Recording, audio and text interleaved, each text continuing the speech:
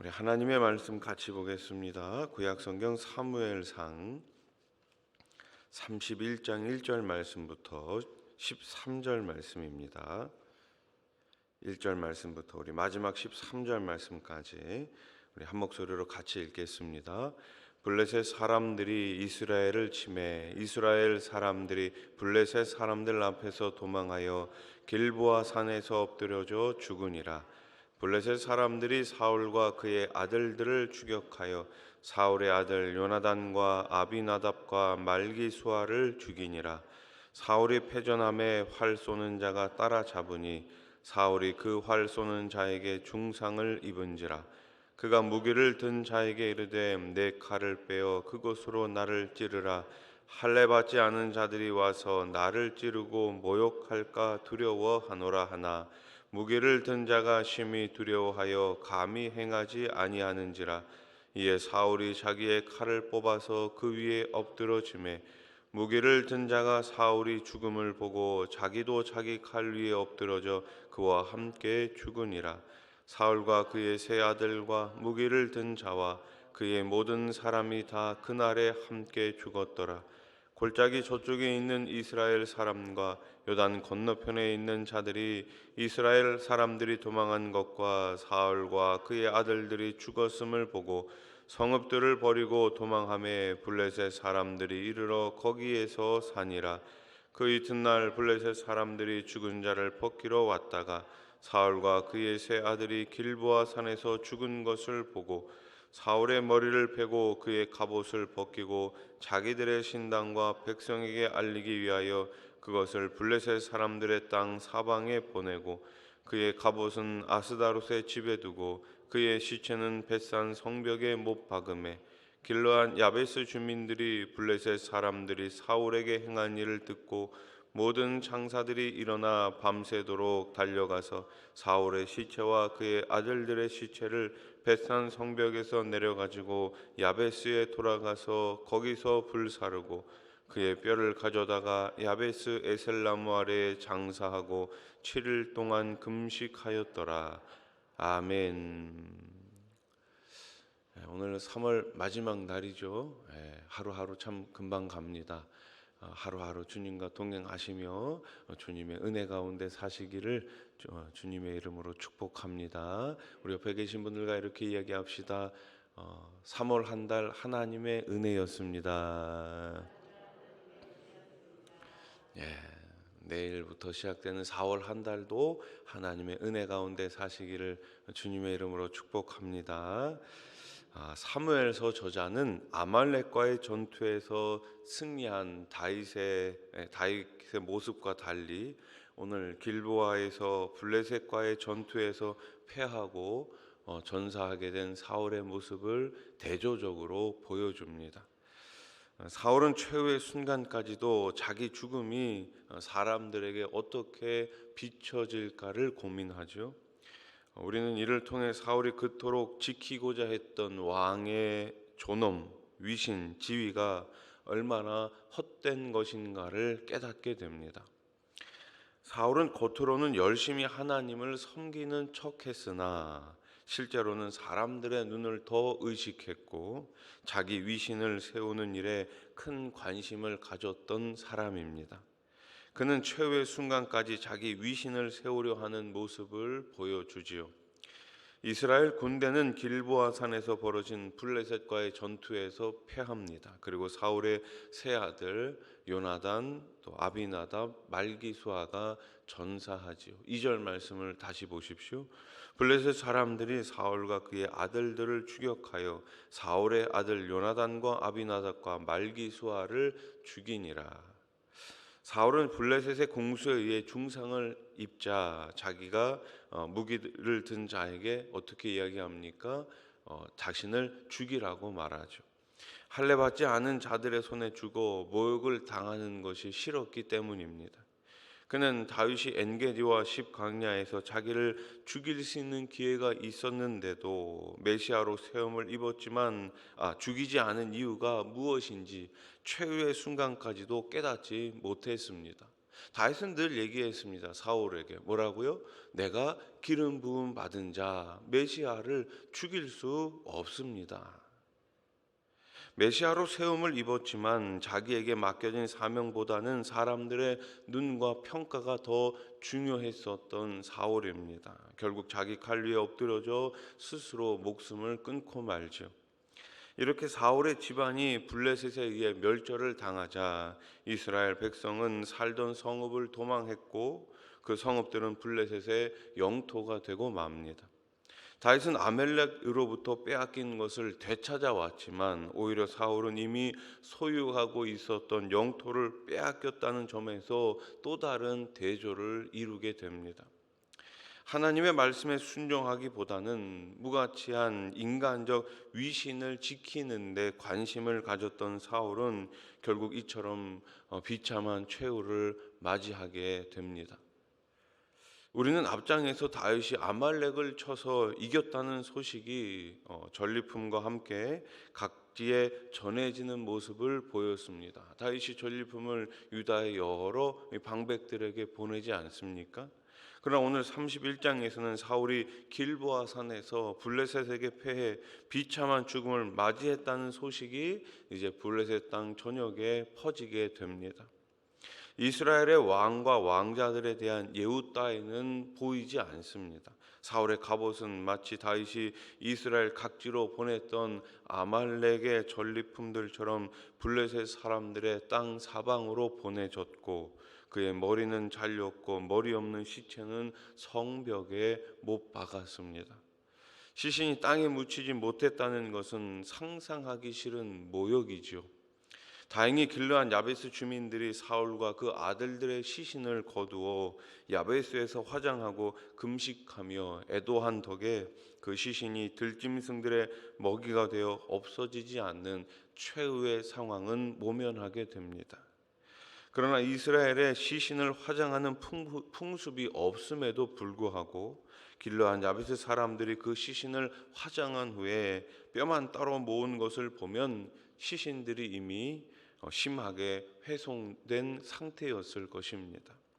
무엇보다 머리가 없는 시신이었으니 정상적인 과정으로 장사 지내는 것이 의미가 없었을 것입니다. 사울은 왕으로서의 위엄을 갖추고 화려한 관에 누워 왕궁 매장지에 묻히는 것을 기대했겠지만 그에게 준비된 최후는 이처럼 비참한 것이었습니다.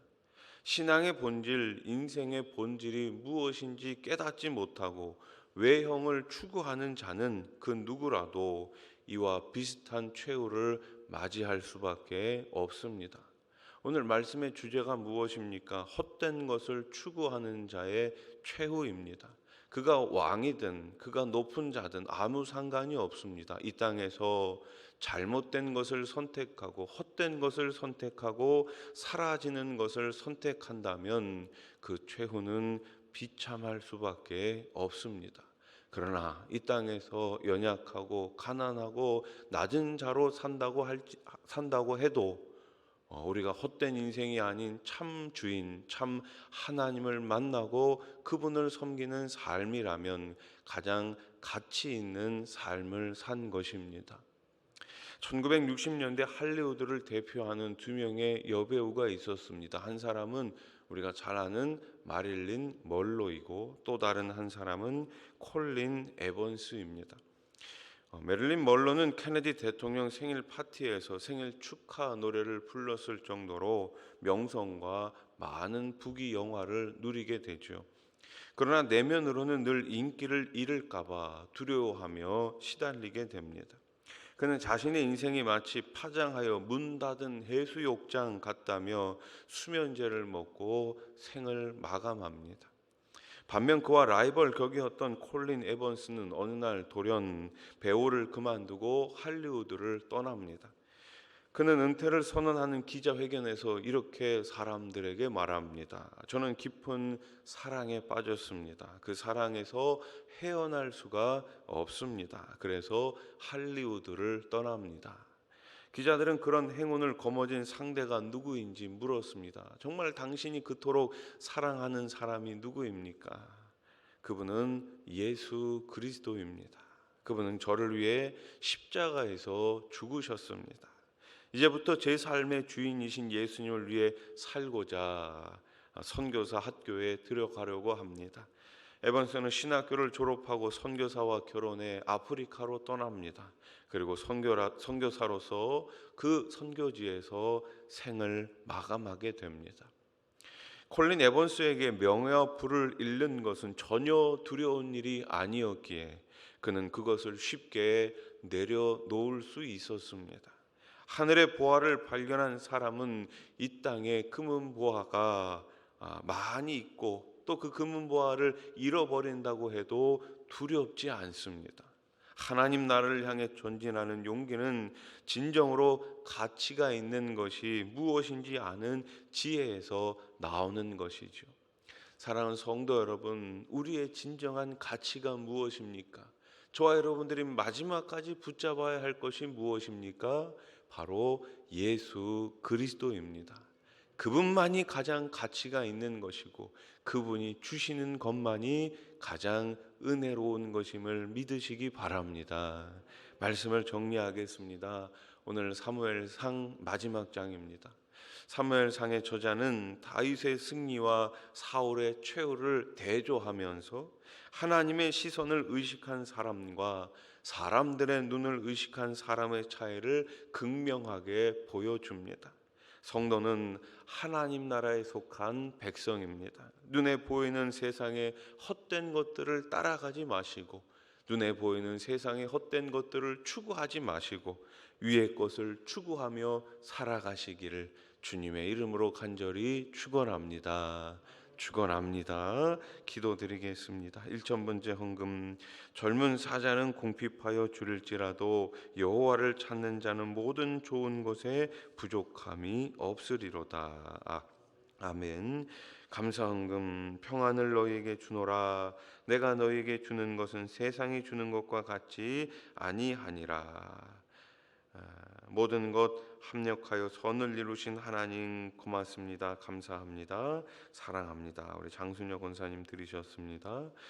하나님 아버지 감사합니다. 3월의 마지막 날입니다. 사무엘상 마지막 말씀을 함께 나누었습니다.